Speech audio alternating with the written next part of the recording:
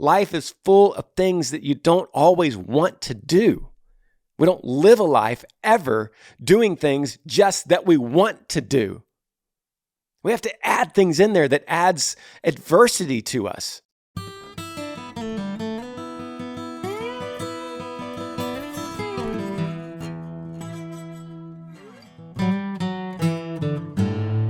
What's up, everybody? Welcome to the podcast, episode 155. Happy Monday. Thanks for being here with me.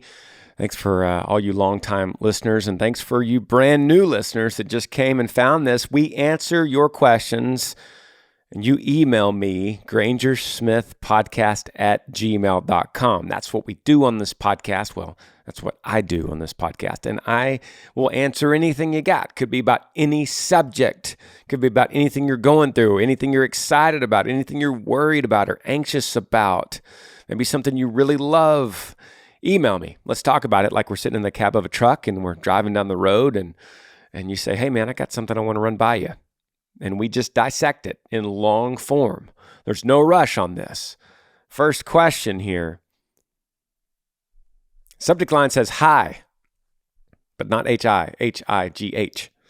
It says, hello, hope you're doing well today. I'm 19. I have a question. Why do you think marijuana is illegal? It's one of the most natural herbs, all from God, not man-made. It comes from a seed that you cover in dirt, and the sun and rain helps it thrive and grow, all from the gifts of God. Why is it considered illegal or a sin? Have a great day. Hope to hear back from you about this question. Yeah, question. I'm not going to say who it comes from because they didn't say. So we'll call you Anonymous. Anonymous, thanks for kicking off the show. Thanks for the email. And this one's pretty straightforward.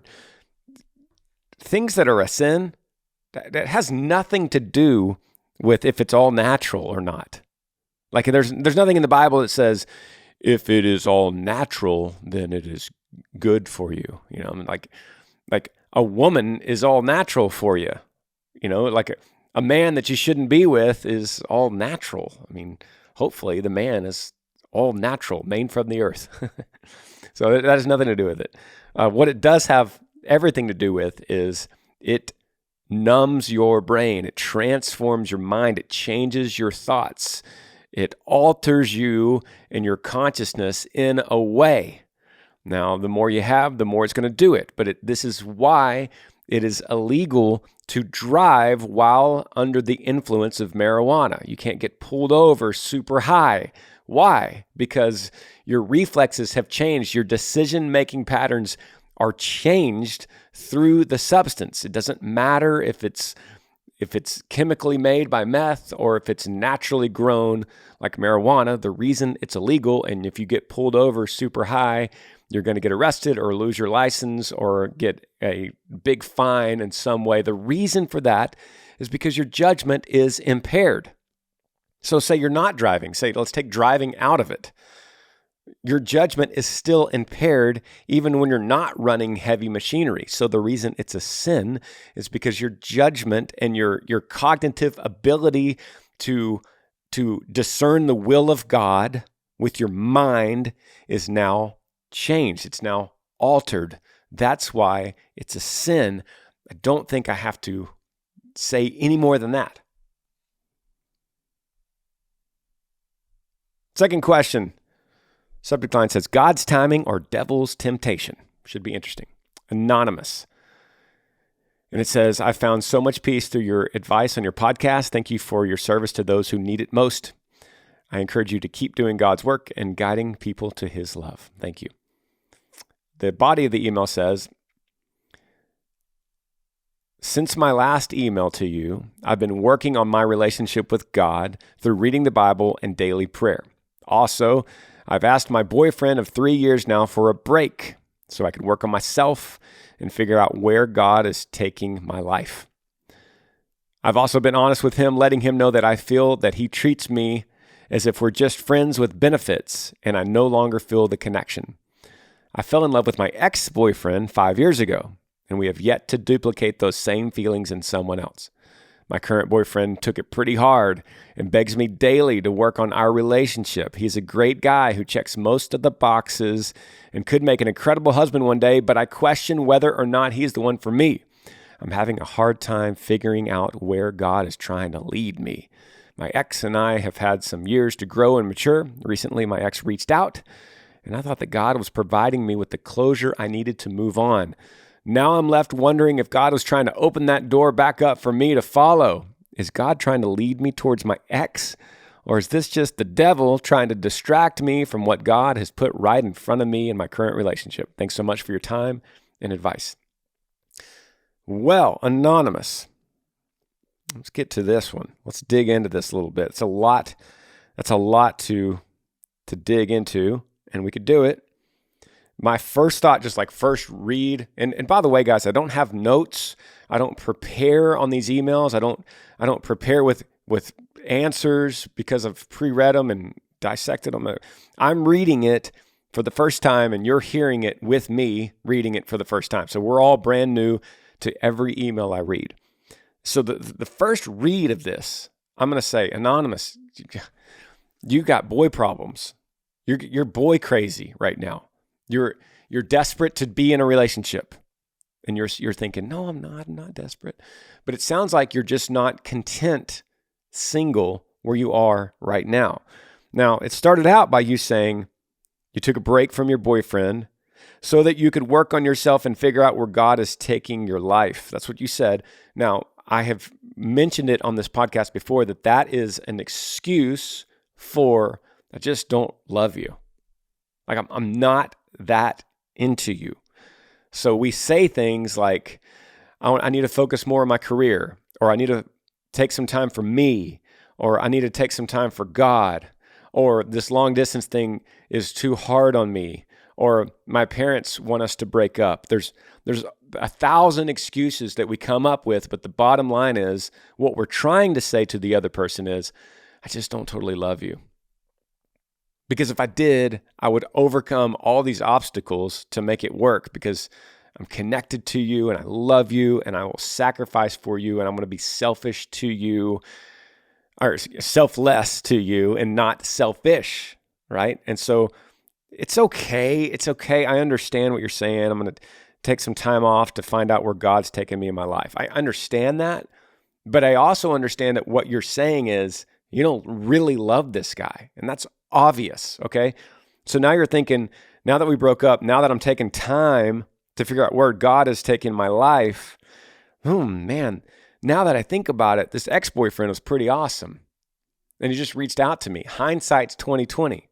You forget why you broke up. I don't know why you broke up, but we forget that so easily. And then we date somebody that we're not totally into, and we're like, man, but the one before this, I really loved. I was really into that guy. I know we were toxic, we had drama all the time because we butted heads, but we were very passionate about each other, and we definitely had love, and I was definitely attracted, not like this new guy who was great and could be a future husband and checked all the boxes, but we just didn't have passion. We just didn't have like this great attraction for each other like I did with the ex. So then you go back to the ex, and then of course he messages you and you say, man, is this like a sign from God? He messaged me. Oh man, this is a sign. God's trying to bring him into my life. Or maybe it's the devil, like that. Maybe the devil is just trying to tempt me, and this is a test. And I need to wonder if I'm going to pass the test. You got a lot going on in your head, and I'm going to make it really simple. Neither one of these guys are right for you.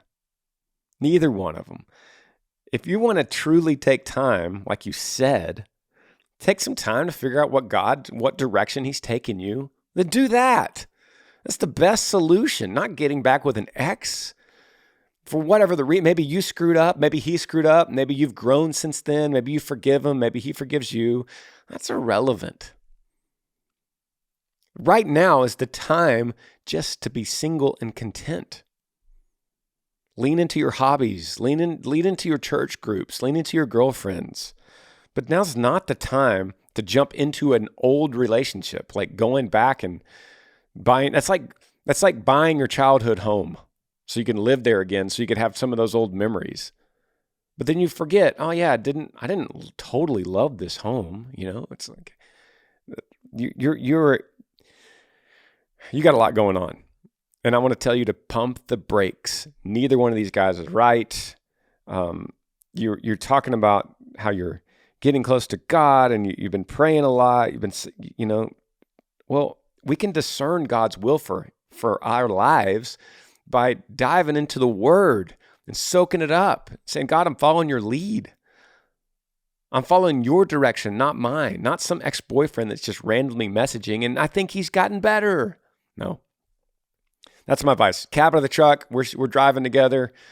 I'm like, hey, no, neither one of them. All right, let's hit another one here. This one has no subject. It says, hey, Granger, I feel like I've been trapped in this situation. I've been playing football for the past 3 going on 4 years. After my 3rd year, I kind of went into this depressed state and lost my interest in doing it, talking about football. Here I am in my freshman year of high school, and I don't want to quit because I've come this far. But it's getting to be too much. If I quit, I will live with that regret forever, and I can't let my team down.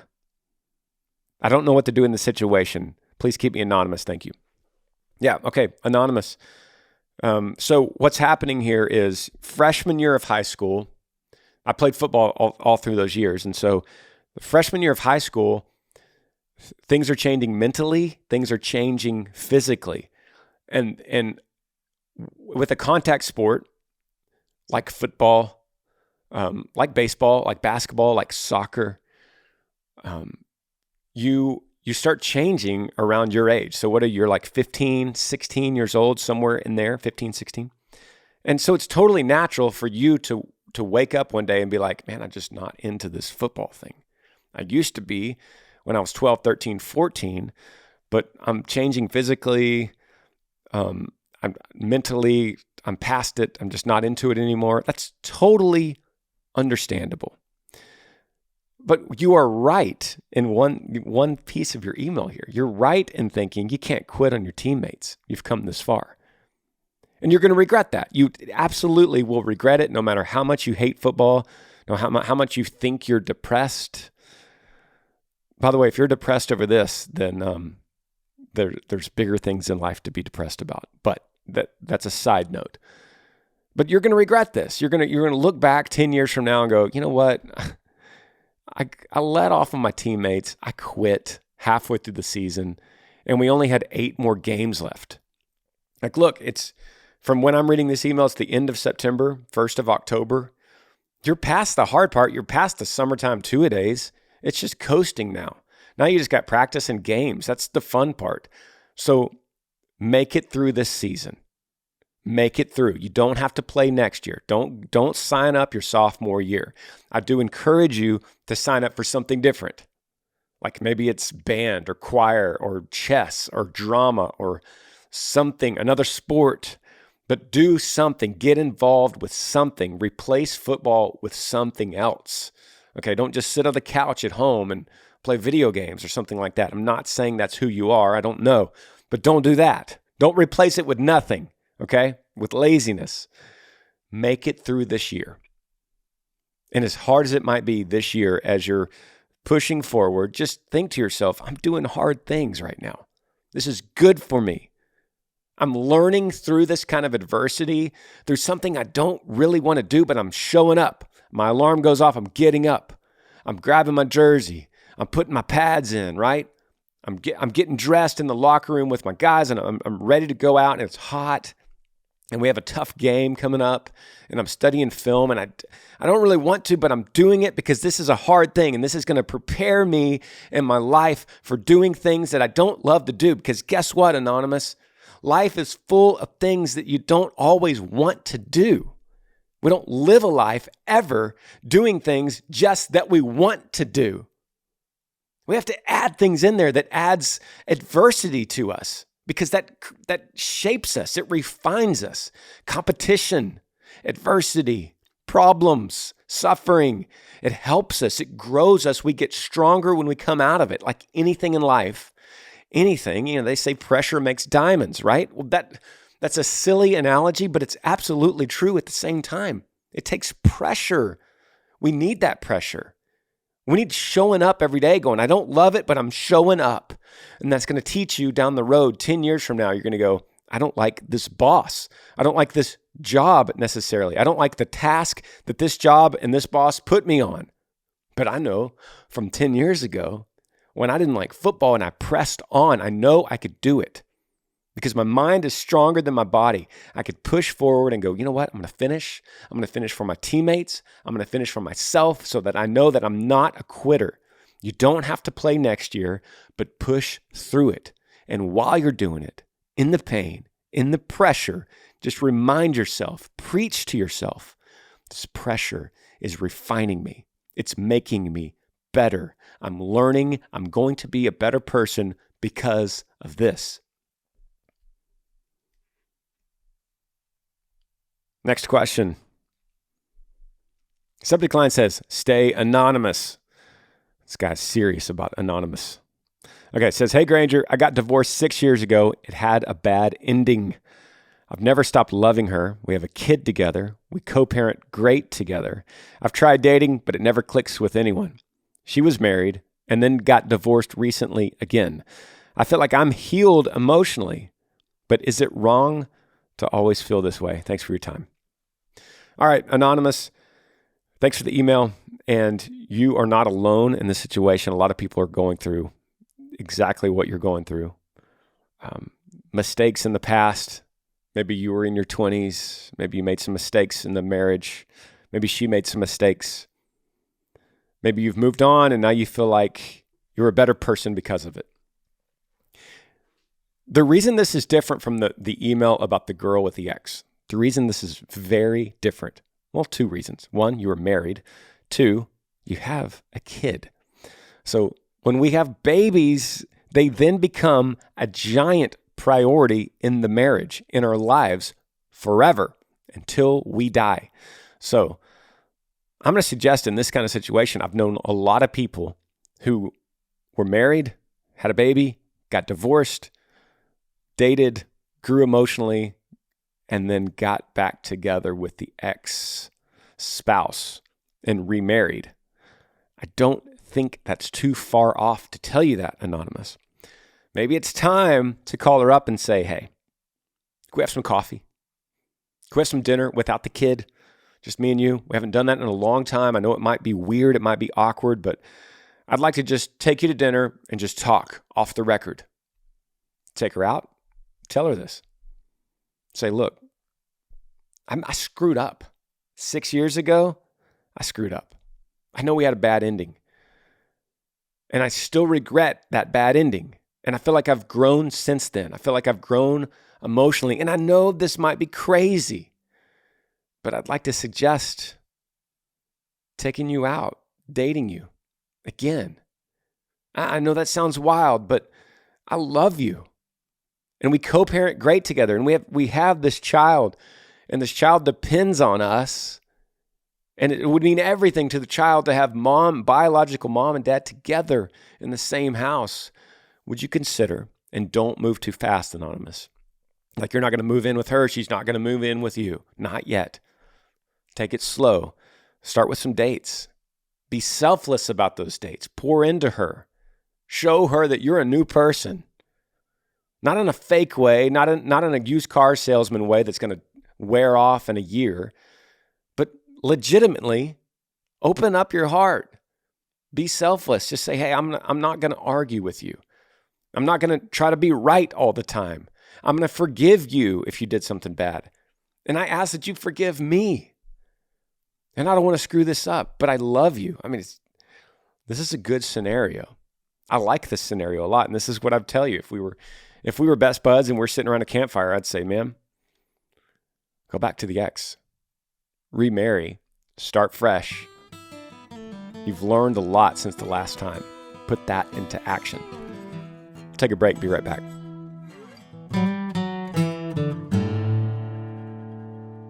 Thank y'all for listening to the podcast. I love that you do that. If you don't mind, help share this with a friend. Let them know that you like it. Let them know that you're getting something out of it. That helps me out a lot. If you want to get a hold of me, go to cameo.com/Granger Smith, and I will make you a personal video message saying whatever you want. Could be happy birthday or Merry Christmas or Happy Thanksgiving or some words of encouragement. I'll say whatever you need me to say to whoever you need me to say it to. You could also download the Cameo app, that's Cameo, and search for me, Granger Smith, or go to cameo.com/Granger Smith. It's super easy, and especially during the holidays, I do a lot of these for people that want a last-minute Christmas gift or maybe something just very unique. And like I said, I'll say whatever you need me to say. Another important announcement is this Friday, September 30th, is our Yee Yee Apparel fall launch. This is not your normal apparel launch because all of our stuff is custom designed, custom stitched, custom made just for you and Yee Yee Nation. Go early because it's going to start at 10 a.m. Central at yeeyee.com, and then stuff will go quick. So I want to make sure you get the size that you need. And then we don't typically reorder once the sizes run out. We have some coats and jackets that are some of the coolest ones we've ever had. And those are the ones that usually go first. So show up early, 10 a.m., yeeyee.com, and get your favorites before they're gone. Back to the podcast. Welcome back to the podcast. Okay, getting right back into the inbox here. Subject line on the next email says, should I go for it? And the question says, hey, Granger, my name's Renee. I'm from a small town in Michigan. I'm just asking for a little bit of guidance and advice. I graduated last year and have been working full-time since then. I've been noticing recently that every day I go to work, it feels like I'm just in this cycle and I'm not growing as a person, sometimes even dreading going. I want to learn, go to college for criminal justice, and try to start looking for better opportunities for me. But my problem is, one day I'm ready to go for it. The next day, I just want to stay in my job, in my comfort zone. If you have any advice for just going for it or what you would do in this kind of situation, it'd be appreciated. Love you and your music. Thanks, Renee. Renee, thanks for the email. And yeah, this is pretty simple for me. If we were friends, this is what I would say, Renee, and we are friends, right?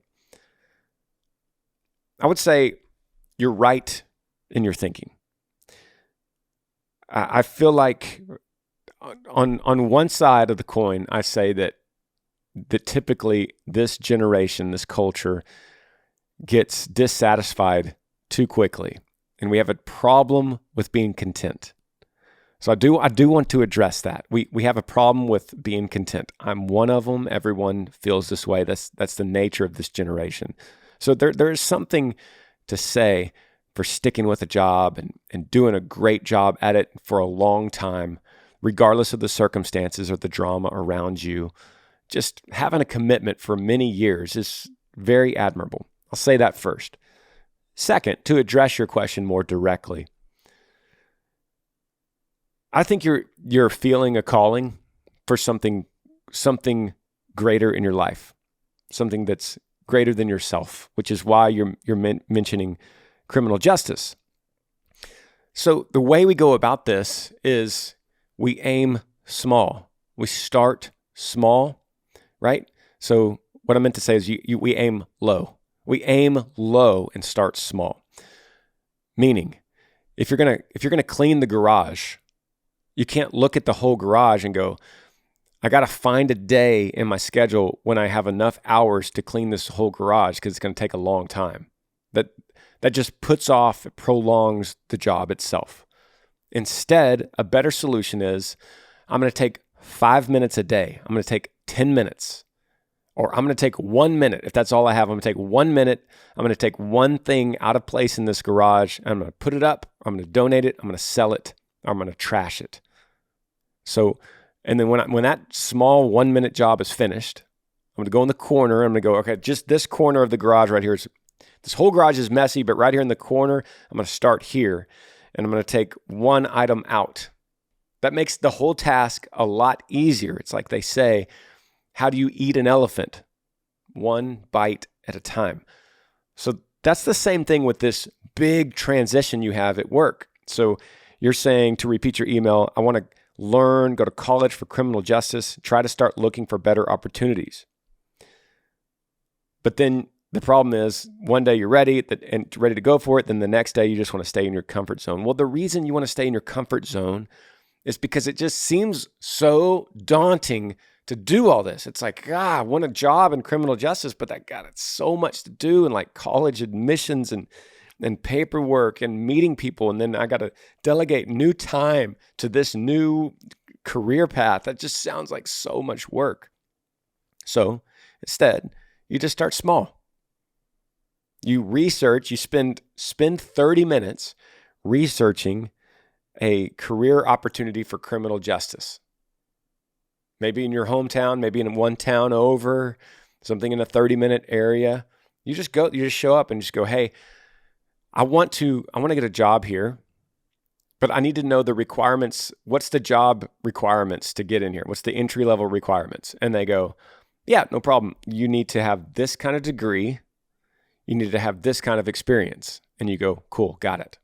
Then you go home, you live your life, you go back to your boring job that you don't like, but now you have some information to build on. So this is the foundation you're building. The next step would be whatever kind of educational requirement that job had, you go to their website, a couple of them, and you find a school, an online school of some sort, and maybe it's a part-time night school type thing in your town.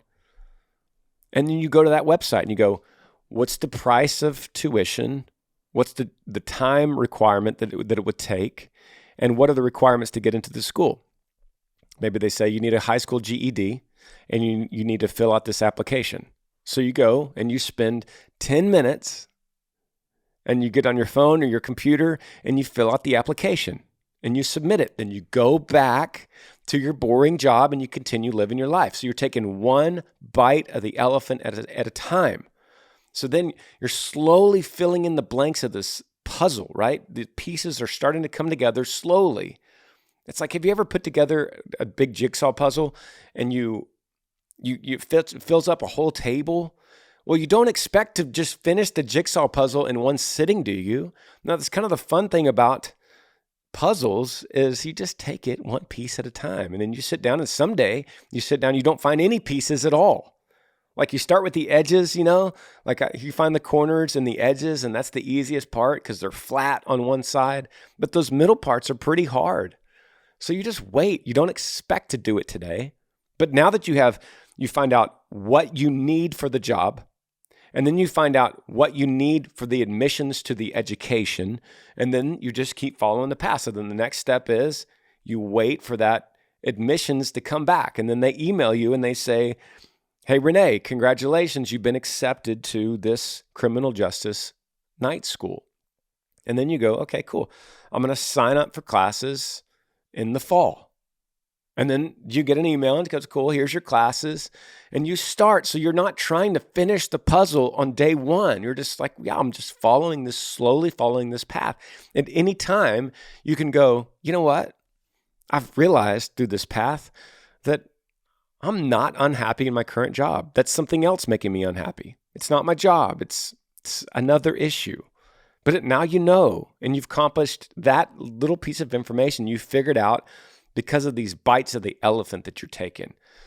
And then over time, you don't have to put a certain limit on it, but after time, you look back and you go, man, it's been 2 years. I just finished this criminal justice degree. This is great. Like I did it.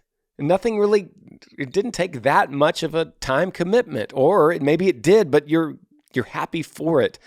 So then you go back to step one and you go back to that criminal justice department, whatever it is, police department, whatever. And you show up and you go, hey, my name's Renee and I'm here to apply for a job. And they say, well, you need college credit for that. And you slide that little piece of paper on the desk and go, here it is. This is my resume. Here's my degree papers that I've been working on the last 2 years. And you see where you go from there. But one bite at a time, one puzzle piece at a time, starting with the edges. Next question. Let's find one here. Let's randomly scroll. Subject line says, Granger, It says, hey, Granger, I need some advice. I'm 31 years old, and my father has been in and out of my life. He left me at 3 when his stepfather sexually abused me and called me a liar. I'm having a hard time forgiving him, though he won't give me that kind of closure that I need. I wanted to sit down and talk a few months back, but he blocked me. How do I forgive someone who has caused so much damage and to get the closure that I need to move on? How do I forgive someone and get closure to someone who has caused me so much damage? Okay. Question comes from Amy, Aimee, like the song. Amy, what you gonna do? Okay, so I'm sorry for your situation, and I appreciate the email and your vulnerability in trusting this podcast with something so sensitive to you. And we get a lot of questions about forgiveness. And first thing I would say, just from 155 episodes of this podcast, first thing I would say is, you are not alone. You're not the only one that this has happened to. You're not the only one looking for closure and trying to figure out a way to forgive. And forgiveness is a tough thing. And the way I usually lead with this is we have to preach it to ourselves. We have to say it out loud and let our heart catch up later. So it's like, Dad, I forgive you. Think if you said this every morning. Dad, I forgive you. I truly forgive you. And then your heart screams out, no, I don't, no, I don't, no, I don't. And you go, Dad, I forgive you. Because I'm not perfect. And God forgave me out of my imperfections. Despite all my problems, God forgave me. And we don't rank problems. We don't say, but Dad, you have more problems than me. We don't rank it. We just say, so, Dad, I forgive you. We can do that, and that's what we can control, our own mind.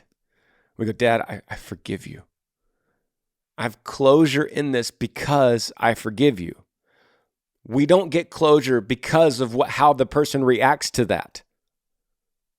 So maybe you still have his number. Maybe he blocked you on something, maybe social media, but you have another way to get a hold of him. And you could just tell him that. Dad, I just want to let you know, I genuinely forgive you. No strings attached. You don't need to do anything. You don't need to change. You don't need to tell me you're sorry. You don't need to rebuke your stepdad for sexually abusing me. You don't need to do it. I'm just telling you, no strings attached. I forgive you. That's what you can control. And then you dismiss the uncontrollables. The uncontrollables are how he reacts to you, because you cannot control how he reacts to you. All of that being said, here's a kicker, okay? Forgiveness is not trust. I'll say that again. Forgiveness does not equal trust. You can forgive somebody and still not trust them. So don't take that the wrong way. It's a misconception to think that you can forgive someone and that means you let them back into your life and you trust them. That doesn't mean that. You can forgive someone and still maintain space and go, I forgive you. And then you're thinking, but I don't trust you. And I need my space and you're not going to come marching back into my life. That doesn't mean you have a head of the table seat at Thanksgiving this year, Dad. You don't have to tell him this, but this is the rock that you stand on. You're not coming to my house for Thanksgiving. You're not going to be around my kids until you earn it, because trust is earned. Forgiveness is free. It's a gift of grace. A free gift of grace is forgiveness. But trust is earned. Dad, you got to earn this trust. I love you. I forgive you. But no, you're not coming over for Thanksgiving. Not until you earn this trust. That earned trust comes with how he reacts to your forgiveness. You give him a no strings attached free gift of grace, forgiveness, and he doesn't accept it, and he fights against it, he's not earning your trust. And so that just prolongs the time that he actually gets to come back into your life. Okay, so separate those two things. Forgive. That's where the closure comes from. Don't trust. Trust has nothing to do with closure. You don't walk away and go, I got closure now because I trust him. No, it's two different things, okay? Amy, thank you for the email.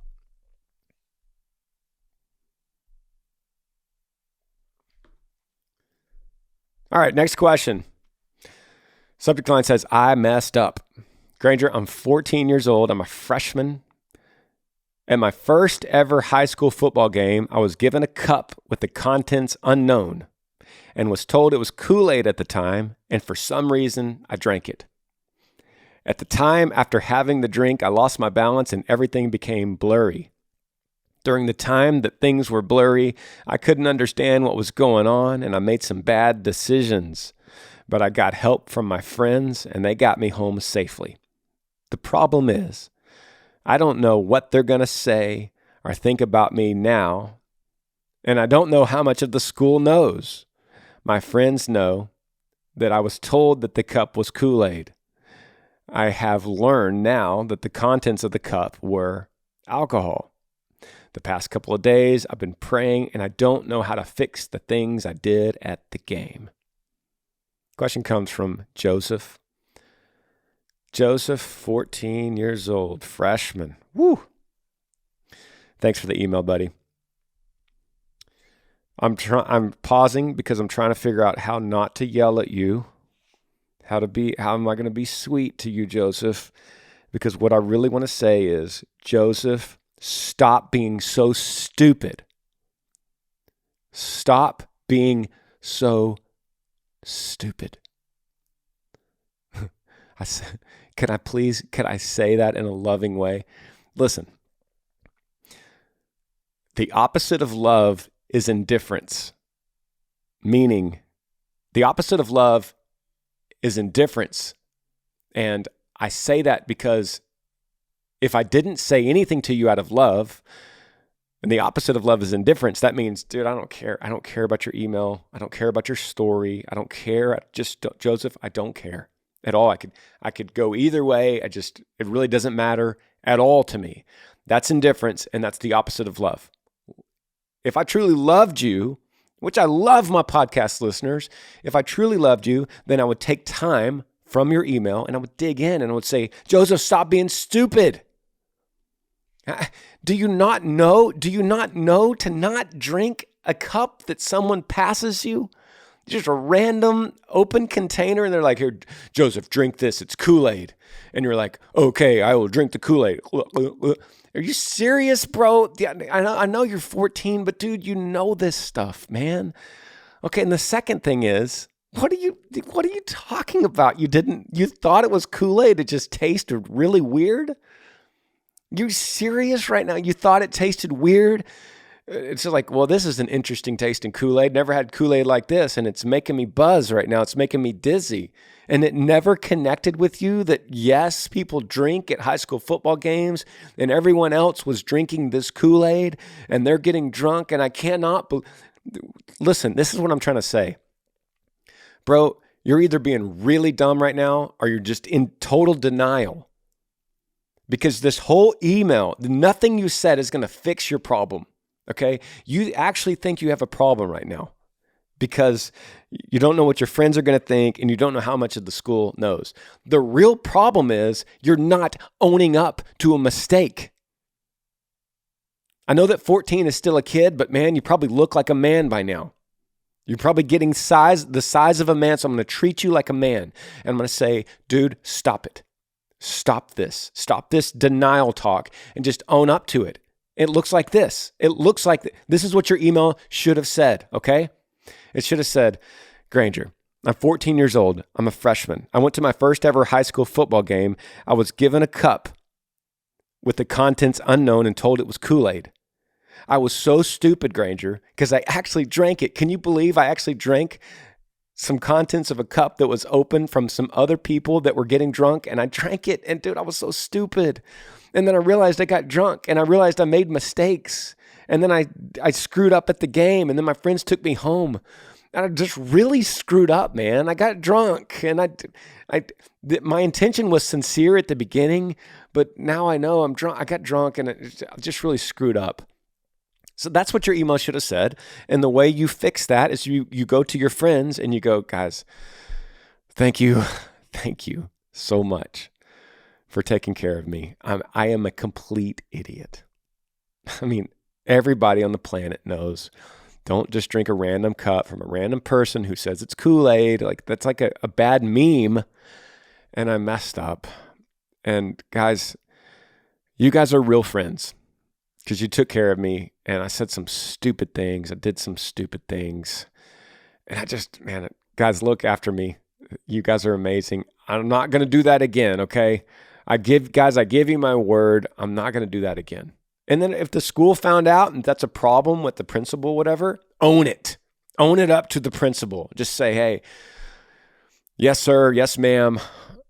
I messed up. And I will take whatever punishment is coming my way. I will own whatever school punishment comes my way because I'm an idiot. And I was blindsided, and then I fell into the trap, and I didn't stop drinking. When I felt something strange happening, I kept sipping this stupid Kool-Aid. And I'm so sorry. This is called, Joseph, that's called remorse, okay? You got to have a remorseful heart when you mess up. But this garbage, dude, about you in denial of this strange email you wrote about all these strange details of how you're totally innocent. Oh my God, I'm so innocent. I had no idea. This was everyone else's fault. This is definitely, do you understand, Granger, the trap I fell into because everyone else set me up in this perfect trap and I'm just Mr. Innocent. Dude, just own it. Tell your friends, guys, I screwed up. Principal, punish me. I'll take the punishment and I will not mess up again. I won't make the same mistake twice, right? Everybody is allowed that kind of mistake at 14. Just don't do it again. I say this out of love, Joseph. If I didn't care, I wouldn't bring it up. I would just delete the email. I'd be like, this guy's lost it. I don't care. But I do care. I do care about you, man. I care about you. You listen to this podcast. You have the guts, first of all, to email me. That's cool. Like, where's that? Where's the side of you that said, I'm going to email Granger Smith and tell him the story? That part of you, whatever that was inside your gut that pulled out and said, I'm going to be brave. I got some courage to email and dump my story on Granger Smith on his podcast. I want that side to come out, bro. I'm speaking to you, the part of Joseph that has courage. I want that side of you to own it. Own your mistake. Accept the punishment. Thank your friends for being there for you. And don't do it again. Happy Monday. Love you guys. See you next Monday. Yee. Thanks for joining me on the Granger Smith Podcast. I appreciate all of you guys. You could help me out by rating this podcast on iTunes.